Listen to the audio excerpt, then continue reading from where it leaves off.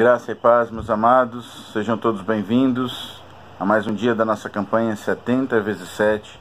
Estamos estudando o amor e o perdão de Deus, um livro da Bíblia por dia. Chegamos hoje à primeira carta do apóstolo João, o chamado apóstolo do amor, ou discípulo amado. João, filho de Zebedeu, chamado por Jesus de Boanerges, ou significava filhos do trovão. Ele e seu irmão Tiago, eles não deviam ser muito fáceis assim de gênio. Nós falamos aí João, o apóstolo do amor, João, o discípulo amado, mas é necessário pensar que todos eles, inclusive Pedro, Tiago, João, Paulo, todos tinham seus defeitos, tinham suas fraquezas, e justamente o que tornou esses apóstolos tão impressionantes, tão queridos, tão importantes, não foram suas próprias características, não foi a sua capacidade individual, mas foi o amor e o perdão de Deus, que são o tema da nossa campanha. Então, eu e você podemos sim ser mensageiros da palavra de Deus, pessoas usadas por Deus, assim como foram os discípulos, assim como foram os profetas antes deles, assim como foram os heróis da fé, assim como foi Davi, assim como foi Daniel, assim como foi Elias, assim como foram tantos outros. Nenhum deles tinha características em si mesmo que merecesse nada. Todos foram dependentes do amor e do perdão de Deus, da graça derramada sobre a vida deles, através do Espírito Santo de Deus. Todos nós somos dependentes do amor e do perdão de Deus e da graça derramada sobre nossas vidas através do Espírito Santo de Deus.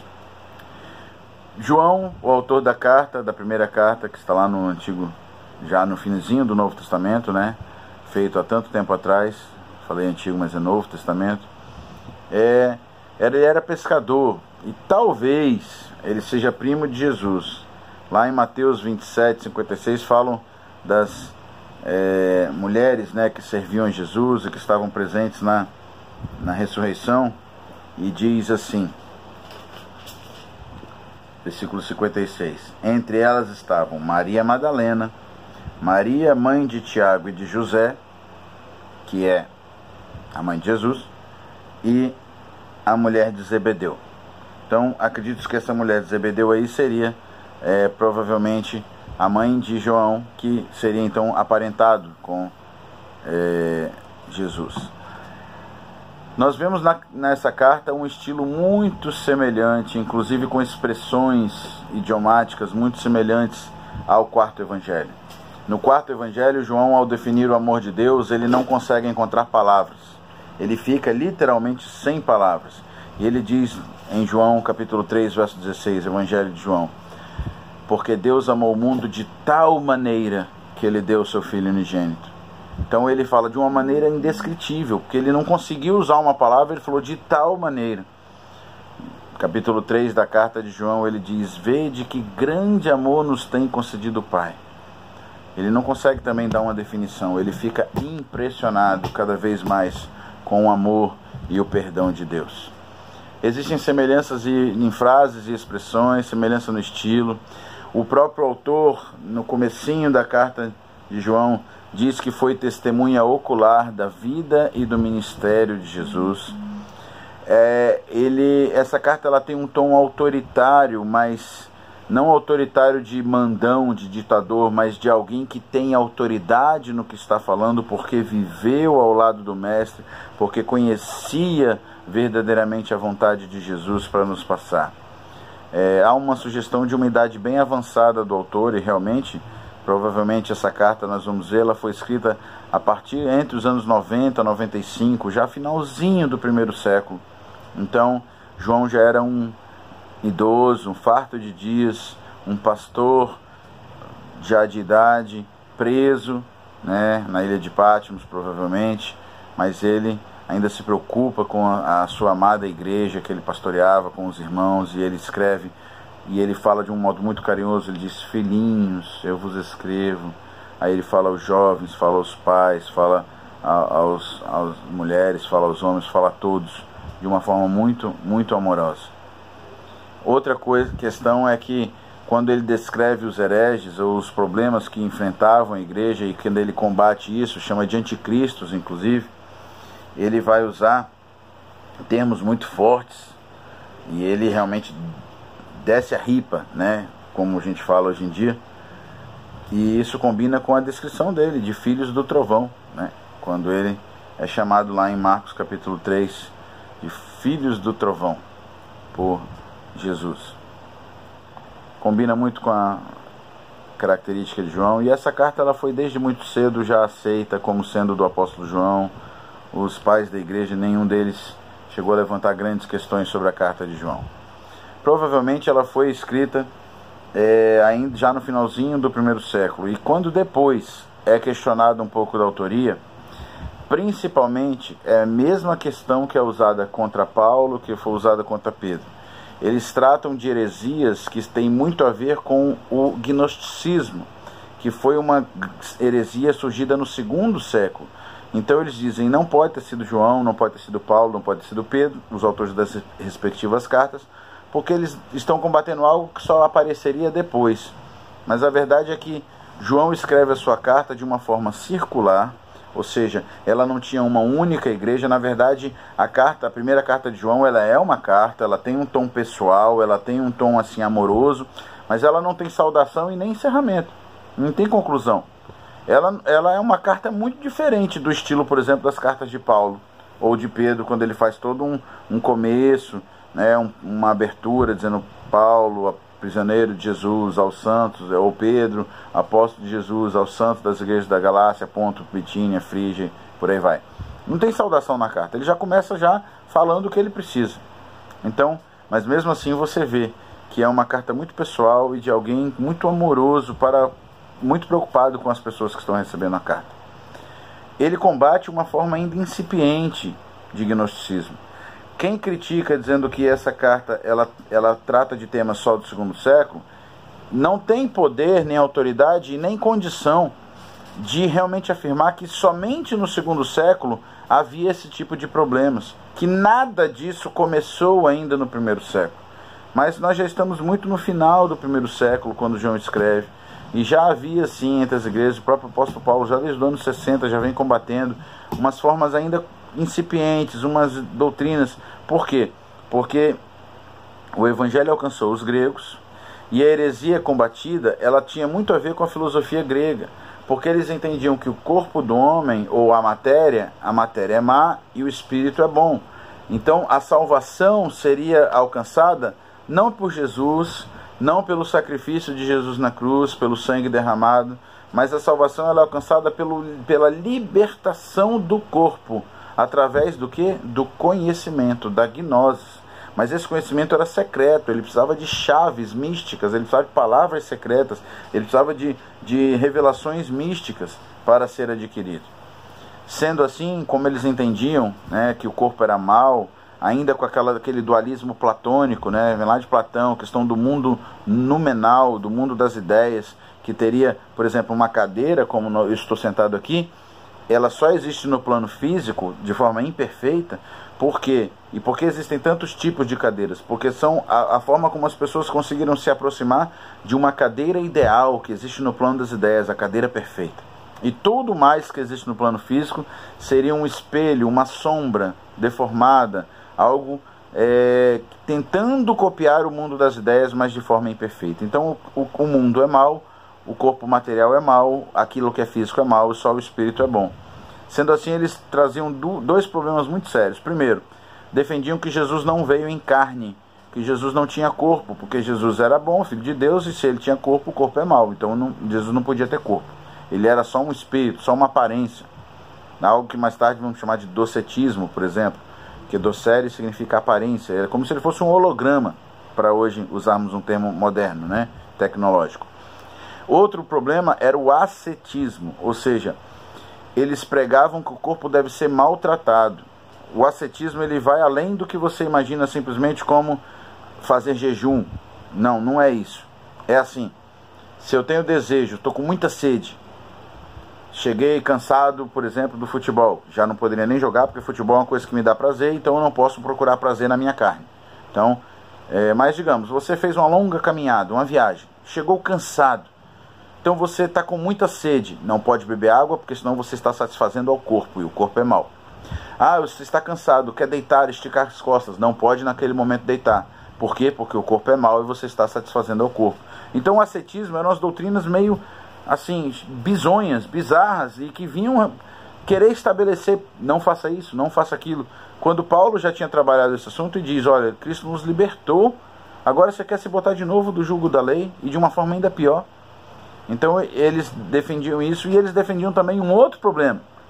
Se o corpo é mau e o espírito é bom, não há contato entre eles. Então eu não somente tenho que maltratar o corpo, mas tudo que eu fizer com o corpo não alcança o espírito. Então isso virou uma porta para a licenciosidade, para a promiscuidade, para que eu possa cair na gandaia, em outros termos. Por quê? Porque o meu corpo, o que eu fizer no corpo, não existe pecado, porque o corpo é mau, ele já é totalmente mau, e o espírito não vai ser tocado por isso. Então eles defendiam esse tipo de problema, que as ações do corpo não tinham implicações espirituais.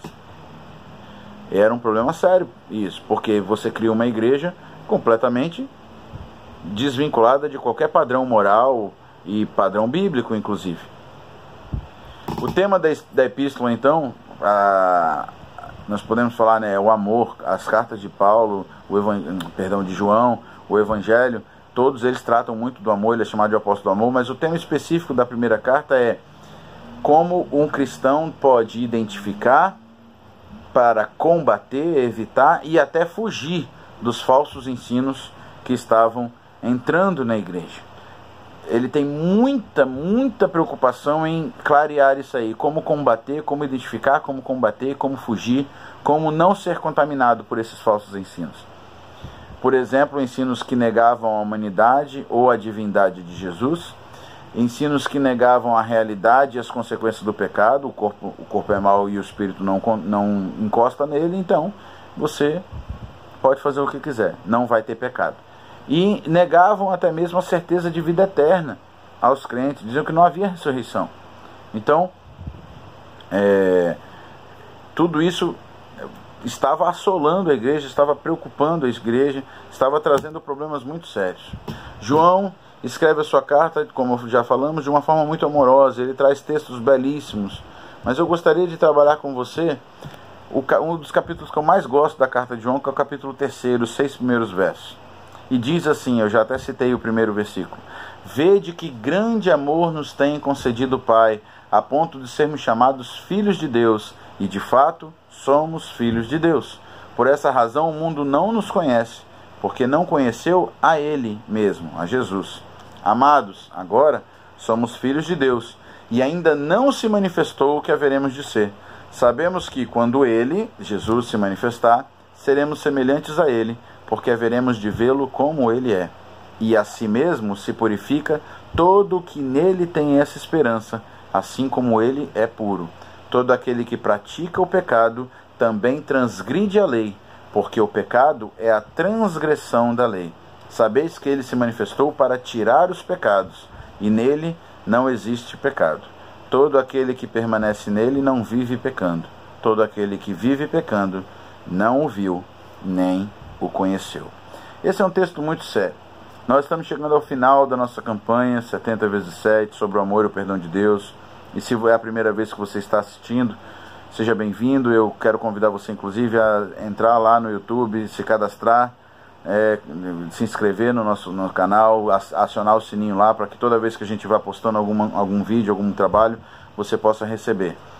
Assista os outros vídeos. Estamos falando em toda a Bíblia, cada livro, sobre o amor e o perdão de Deus. Que maravilha, que graça derramada sobre nós, podermos ser perdoados. Nós não merecíamos, por isso se chama graça. Nós não temos nada que em nós mesmos pudesse nos salvar, por isso Jesus precisou pagar o preço. Mas João, ele vem nos alertar que há algumas implicações desse grande amor. E é isso que eu gostaria de chamar a sua atenção. Primeiro ele começa dizendo ali: vede que grande amor nos tem concedido o Pai.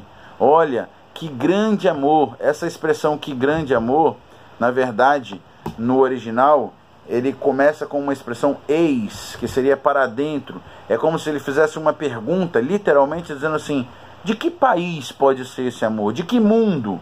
fosse hoje em dia, falar de que planeta é esse amor, porque é algo que não cabe naquilo que nós conhecemos. Ele diz, e esse amor é tão grande a ponto de nós sermos chamados de filhos de Deus, e nós somos chamados de filhos de Deus, de fato somos filhos de Deus. Aí vem a pergunta, todos são filhos de Deus? Eu vejo muita gente falando, eu também tenho direito, afinal de contas eu sou filho de Deus. Olha, a Bíblia não fala isso. A Bíblia diz que todos aqueles que o receberam, lá no Evangelho de João mesmo, capítulo 1, versículo 12, aqueles que receberam a Jesus como seu Senhor e Salvador, deu-lhes o poder de serem feitos filhos de Deus. Então, filho de Deus não é algo que nós podemos por nós mesmos. É um poder que nos é dado, é Deus que nos adota. Imagina, alguém pode decidir, a partir de hoje eu sou filho do Bill Gates, eu sou filho de um homem muito rico, a partir de hoje eu sou filho do Neymar, então eu quero herança? Não, eu não posso decidir isso. Mas ele pode adotar quem ele quiser. O Bill Gates pode adotar quem quiser. Ele olhou uma criança, quer adotar, um jovem, dizer, a partir de hoje você vai ser considerado meu filho e vai ter direito à herança legalmente, eu vou te registrar. Ele pode. Então, a adoção ela é feita pelo pai e não pelo adotado. Nós não temos poder nenhum. Então, nós fomos feitos filhos de Deus por aquilo que Jesus fez na cruz. E somos filhos de Deus? Sim, somos de fato filhos de Deus. A todos os que o receberam, deu-lhes esse poder. Então, se você ainda não recebeu Jesus, fique sabendo, talvez você pense que é filho de Deus, mas você precisa ser verdadeiramente filho de Deus. O Senhor nos alcança e Ele nos traz para a sua família. Ele nos adotou em Cristo. Segunda coisa que ele continua dizendo, por essa razão o mundo não nos conhece, porque não conheceu Ele mesmo. A outra implicação desse amor é nós somos feitos inimigos do mundo. O mundo não conheceu Jesus. O Evangelho de João, capítulo 1, versículo 10 diz, veio para os que eram seus, mas os seus não o receberam. Ele não conhece a nós mesmos. Colossenses 1, verso 13, vai dizer que ele nos transportou do império das trevas para o reino do Filho do seu amor. Nós não pertencemos mais a esse mundo, por isso o mundo nos odeia. Ele não pode entender aquilo que é espiritual, ele não consegue discernir. É loucura para os que se perdem o Evangelho. E ele nos considera como Pedro, né? Nós falamos ontem sobre a carta de Pedro, peregrinos e forasteiros, ou seja, nós não pertencemos mais a esse mundo. Então nós somos inimigos do mundo, assim como ele odiou. Jesus disse, olha, o servo não é maior do que o Senhor. Chamaram ao Senhor de Belzebu, pai dos demônios. Então, bem-aventurados são vocês quando vos perseguirem, porque fizeram isso com os profetas antes também. Mas existem outras implicações muito belíssimas sobre esse amor. Ele diz, olha, esse amor nos fez filhos de Deus, mas nós ainda seremos mais. Quando Ele se manifestar, seremos como Ele é. Quando Ele se manifestar, nós seremos como Ele é. Olha que bênção, olha que maravilha. Veremos a Jesus, então poderemos ser discípulos que estão vendo como o Mestre age para poder seguir como Ele. Veremos como Ele é, que bênção. Então devemos buscar santidade. Hebreus diz, segui a paz com todos e a santidade, sem a qual ninguém verá o Senhor. Jesus é puro. Abacuque 1, verso 13 diz, tu és tão puro de olhos que não podes ver o mal. E Jesus é a razão da nossa esperança. Nós seremos semelhantes a Ele porque haveremos de vê-lo. Então, Ele é a razão, Ele é o motivo. Mas ele continua dizendo, olha, o pecado é ele diz, né, assim mesmo se purifica todo o que nele tem essa esperança. Então, Ele é a nossa esperança porque Ele é puro.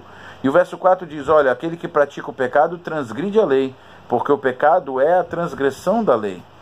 João usa um termo muito forte para pecado. João usa o termo anomia, que é a palavra a, né, do grego, a preposição a, por exemplo, normal, anormal, algo contrário ao que é normal, o que não é normal. E nomia vem de nomos, que é lei. Então, a anomia é contra a lei, é uma rebelião deliberada contra Deus, é uma transgressão da lei. Aquele que peca está se colocando na posição de inimigo, batalhando contra o Senhor. Precisamos tomar cuidado disso.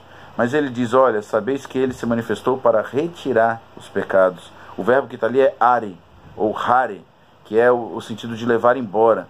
Ele tira, ele arranca, ele nos arranca do pecado, ele arranca o pecado de nós. Então, Jesus veio para nos tirar os pecados. Ele demonstra o seu amor. Então, João termina dizendo, então, quem permanece nele não vive pecando. A gente pode cair, nós somos falhos, mas devemos buscar fazer a vontade daquele que nos chamou das trevas para a sua maravilhosa luz. Veja que grande amor nos tem concedido o Pai, a ponto de sermos feitos e chamados filhos de Deus. E de fato, somos filhos de Deus. Você pode ser filho de Deus. Entregue a sua vida a Ele. Se você já entregou, você é filho. E você nunca mais vai deixar de ser filho. O amor e o perdão de Deus nos garantiram a adoção em Jesus como filhos de Deus. Que Deus nos abençoe. Amém.